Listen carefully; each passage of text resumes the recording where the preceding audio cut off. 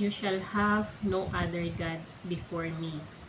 Siguro familiar sa inyo itong Bible verse na ito, no? Kasi ito ay isa sa mga 10 commandments ni God sa Old Testament, guys. Basahin nyo yung Exodus 23, mababasa nyo doon itong you shall have no other God before me.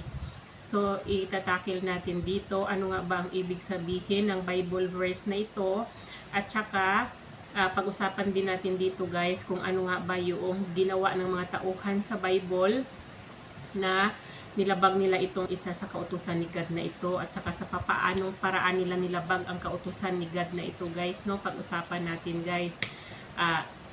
Pag-usapan natin yung ginawa ng mga guys, taga-Israel, kasi kung nagbabasa kayo ng Bible, guys, mababasa nyo sa Bible, guys, yung story ng mga Israelites or mga taga-Israel na dati silang alipin ni King Pharaoh ng Egypt, 'di ba? Matagal na panahon silang alipin ni King Pharaoh.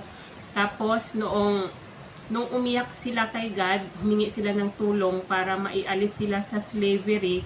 Dininig ni God yung kanilang panalangin, guys, at saka tinulungan sila, sinave sila ni God na makaalis sila sa sa mga kamay ni King Pharaoh sa pamamagitan ni Moses, yung servant ni God. Dinala sila sa wilderness hanggang sa makarating sila sa promised land. Kung mababasa nyo yan sa guys, sa Bible, napaganda ng story niyan. So ngayon nung na guys, no, nung nakaalis na sila sa mga kamay ni King Pharaoh, dinala sila sa wilderness. Isang araw kasi ay si Moses ay umakyat ng Mount Sinai para i-receive yung 10 commandments ni God. Natagalan si Moses doon, guys, mga 40 days at saka 40 nights siya sa Mount Sinai. So ngayon, ang mga taga-Israel, nainip sila, guys. Nainip sila sa kakaantay kay Moses kasi hindi nila alam kung ano na yung nangyayari kay Moses. So ngayon, ang ginawa nila, guys, ay pinuntahan nila si Aaron. Si Aaron is siya yung kapatid ni Moses na nagiging priest or pari, guys. So ngayon, inutusan nila si Aaron na gumawa ng ng Diyos-Diyosa nila na siyang sasambahin nila habang wala si Moses, kasi hindi nga nila alam kung ano na yung nangyayari kay Moses. Ito namang Aaron, sinunod sila. Ang ginawa ni Aaron, yung mga suot-suot na gold na hikaw ng mga asawa nila na babae or mga anak nila, pinatanggal ni Aaron. Ayun ang ginawa niyang gold image na ang shape niya ay ay calf, kaya tinawag siyang golden calf. Tapos ngayon nung nagawa na yung image na yon ng golden calf, yun ang sinasamba nila. Nag-alay pa sila ng mga burn offerings at saka nag-celebrate sila nung nagawa na yung na yon, yung golden calf na yon. So ngayon nakarating kay God yung ginawa nila, nagalit si God sa kanila, naparusahan tuloy sila dahil sa ginawa nilang paglabag sa kautusan ni God. Kasi mahigpit na pinagbibili ni God na you shall have no other God before me. O gumawa sila ng Diyos-Diyusan, yun ang sinasamba nila, di ba? Malinaw na nilabag nila yung kautusan ni God sa Exodus 23, di ba? Ngayon, guys, ang pangalawa naman, guys, ay yung ginawa naman ni King Saul ng kung natatandaan nyo, guys, kung nagbabasa kayo ng Bible, mababasa nyo na si King Saul, siya yung first king ng Israel. Kasi ni-request ng mga taga-Israel, mga Israelites, na gusto nila may may i-appoint silang king para magiging leader nila. So ngayon sinunod ni God yung kahilingan nila. Ang ginawa ni God, inanoint niya si King Saul sa pamamagitan ni prophet Samuel, 'di ba? Si Samuel yung nag-anoint sa kanya, utos ni God. Kaya si King Saul ngayon yung nagiging king ng ng Israel. So ngayon, guys, habang habang namumuno siya or naglilingkod siya bilang king ng ng Israel, guys, no? May naka-schedule siyang laban sa mga taga-Palestines. Gusto niyang mag-inquire kay God kasi dati, guys, ang nangyayari sa kanila, bawat may decision silang gagawin bilang servant ni God, kailangan muna nilang kumonsulta kay God or kailangan nilang mag-inquire kay God kung talagang lalaban ba sila or kung maipanalo ba nila yung laban nila.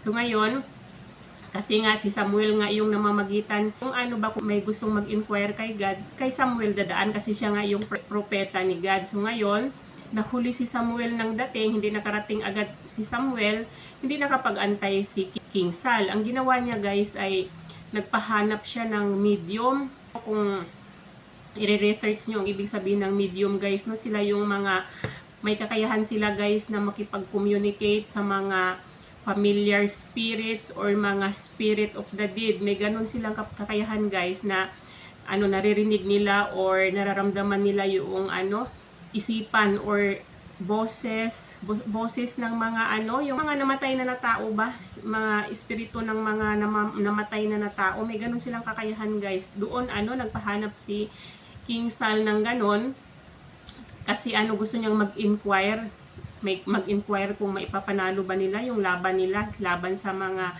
Palestines. Di ba mahigpit na pinagbabawal ni God kasi yung na yan, yung medium na yan, hindi yan siya biblical guys. Ang nila, ang kakayahan yan nila guys, ang abilities nila, hindi yan kay God nang galing, kundi sa mga kalaban yan. Kasi nasa Bible yan, sabi ni God, basahin nyo yung Leviticus chapter 19 verse 31, do not turn to medium or seek out spiritists, for you will be defiled by them. I am the Lord your God. At saka nakalagay din sa Leviticus chapter 20 verse 6, I will set my face against anyone who turns to mediums and spiritists to prostitute themselves by following them, and I will cut them off from their people. O diba, mahigpit na pinagbabawal ni God na hindi tayo pwedeng kumonsulta ng mga medium or mga spiritist niyan kasi nga hindi nga siya biblical, hindi yan ang kakayahan nila, hindi yan kay God kundi sa mga kaaway nila. So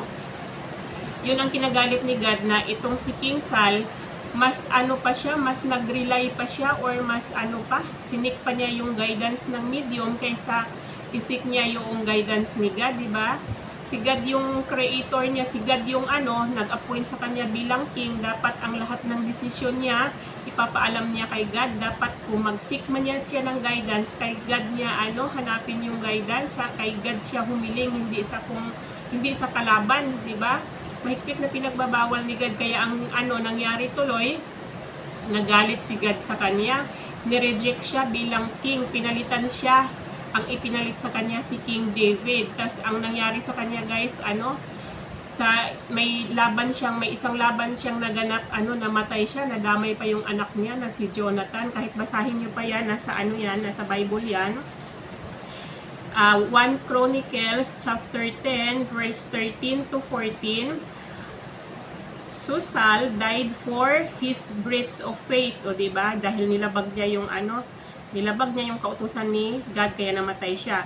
He broke faith with the Lord and also consulted a medium seeking guidance. He did not seek guidance from the Lord.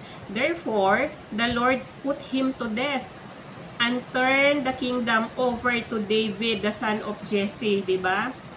Dapat siya yung inanoint na na King of Israel, pero dahil sa paglabag niya sa kautusan ni God, dahil nilabag niya yung isa sa mga commandments ni God, ni-reject siya tuloy. Ngayon pinalitan siya ni King David, di ba?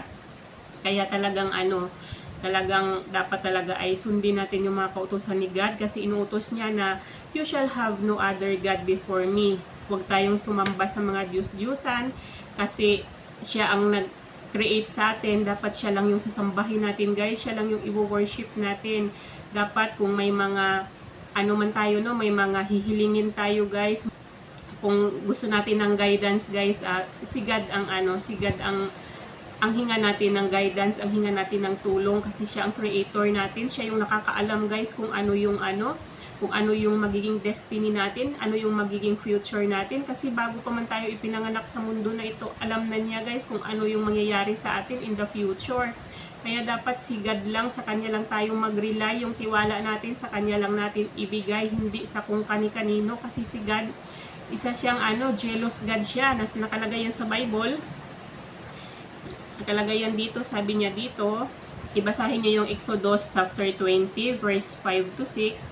You shall not bow down to them or worship them, for I, the Lord your God, am a jealous God, punishing children for the iniquity of parents, to the third and to the fourth generation of those who reject me, but showing steadfast love to the thousand of generation of those who love me and keep my commandments.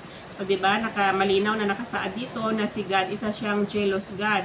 Parang katulad ng ano natin, katulad ng mga tatay natin, di ba, kung tayo nagkamali, kung tayo ay nagkasala, pinaparusahan tayo para tayo ay madisiplina at madala. Kasi siya, father natin siya, di ba? Anak niya tayo. Ganon din ang ginagawa niya sa atin. Kapag nagkasala tayo, talagang may kaukulan na parusa ang ating mga kasalanan. Hindi para pahirapan tayo, kundi para turuan tayo ng leksyon, disiplinahin tayo para tayo ay madala. Hindi na natin uulitin yung mga kasalanan na ginawa natin, guys. Kaya, sana guys, no, sana may natutunan kayo sa video na to, guys. Kung nagustuhan nyo pala yung video ko, pa-like naman at saka pa-subscribe din ng aking channel at papindot nyo yung bell button para sa susunod na mag-upload ako ng panibagong video. Ma-notify kayo kaagad, guys. Hanggang dito na lang. Bye-bye and God bless you all. Bye-bye.